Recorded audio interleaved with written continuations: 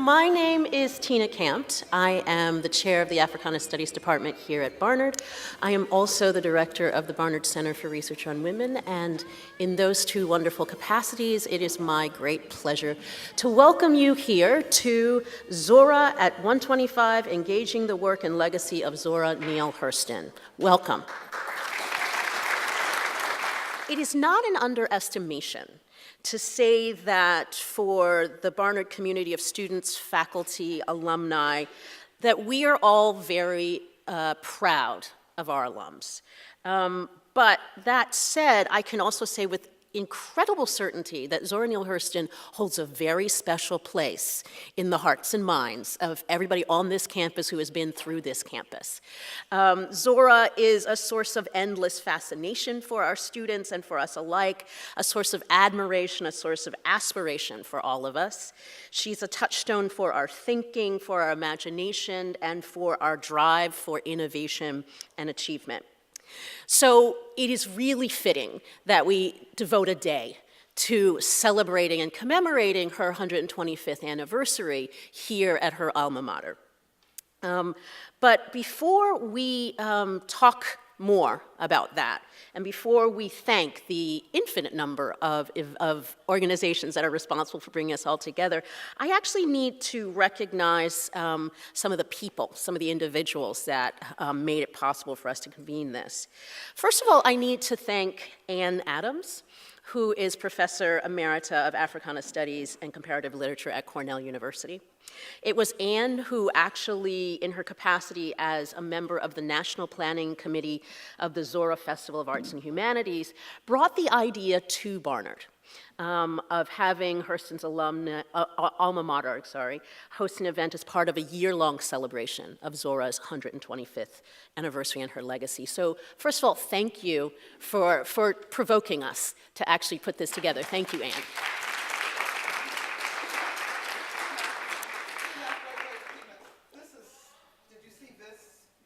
Oh, there's Zora. She's got a Zora t-shirt on. All right. Some of us dress the part. I also have to thank three people who are kind of the intellectual workhorses of this endeavor. That is our Associate Director, Tammy Navarro,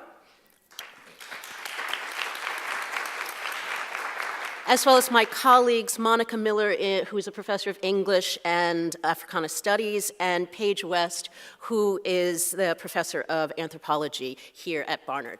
Thank you to you. As you will see in the course of the day, we wanted to take a very different approach to thinking about Zora's history and legacy. And it's really because of these three people that we've been able to accomplish that. And I really need to acknowledge them for all of the work and the vision that they put into making this happen.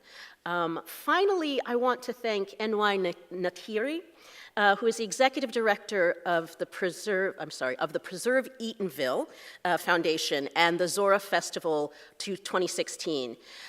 She provided wonderful guidance for us and the initiative in leading a year-long celebration that has been celebrated across the country. And I want in that capacity to ask her to come to the podium and give us her greetings from the larger organizing committee. NY? Good morning. I bring you greetings from the historic town of Eatonville, Florida, whom is popularly known as the oldest incorporated African-American municipality in the United States by your alumna, Zora Neale Hurston, and from the Association to Preserve the Eatonville Community.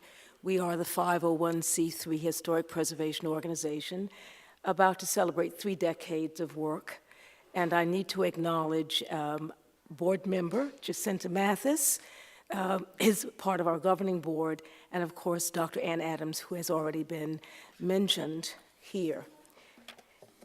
The Association to Preserve the Eatonville Community is located about 10 miles northeast of Orlando. Orlando, of course, is one of the vacation hubs of the world.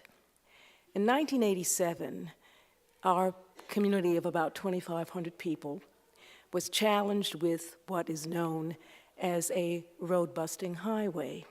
If you think about the two pillars here, the space that in between those two pillars represents the two-lane highway that runs through the town of Eatonville. Am I about right in terms of space? All right. So the County of Orange determined that it was going to 5-lane that. And yes, that would mean that the historic character of Eatonville would have been destroyed. It is because of Zora Neale Hurston that we were able to save that community. It took us 20 years to get the road the way it really should be, but this is a great democracy, and a democracy, as long as you advocate and never give up in terms of government, you can work your will.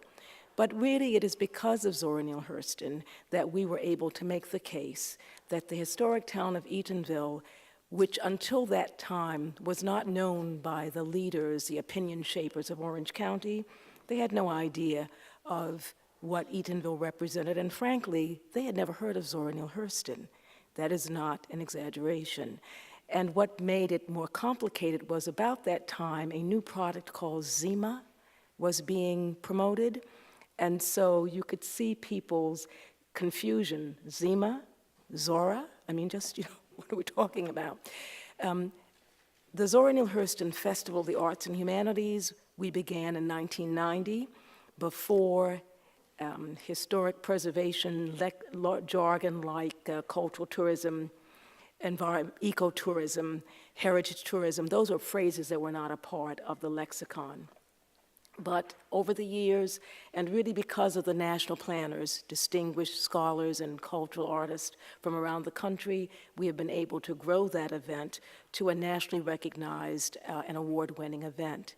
And so it is with gratitude that we found Barnard and Columbia University and other institutions willing to embrace this business of commemorating a woman whose legacy and whose charisma and whose intelligence continues to inspire generations of readers and scholars. And it is with, again, appreciation that I express on behalf of the Association to Preserve the Eatonville Community this opportunity. I want to also encourage you to, if your schedule will allow, between now and the 20th of November, the Zora Neale Hurston, a theatrical biography, is being staged at the Catillo Theater. It is award-winning revival of the play. Elizabeth Van Dyke reprises her Adelco Award-winning role, and so I would encourage you to come. And if Sunday afternoon is still open, there will be a panel involving Valerie Boyd, myself, and one or two other scholars that may engage you further. I'm looking forward to this day. It's a pleasure, even though it's cold, it's a pleasure to be out of the work routine of the day-to-day of the Preserve Eatonville community, and to be here amongst the Academy and to enjoy intellectual exchange. Thank you very much. Hello, everyone. Good morning. My name is Monica Miller, and along with Paige West and Tammy and Tina, we were the kind of organizers of this conference, and I wanted to say a little bit by way of introduction and also the last bit of thank yous before we get to Professor John Jackson's talk. Those that don't got it can't show it. Those that got it can't hide it.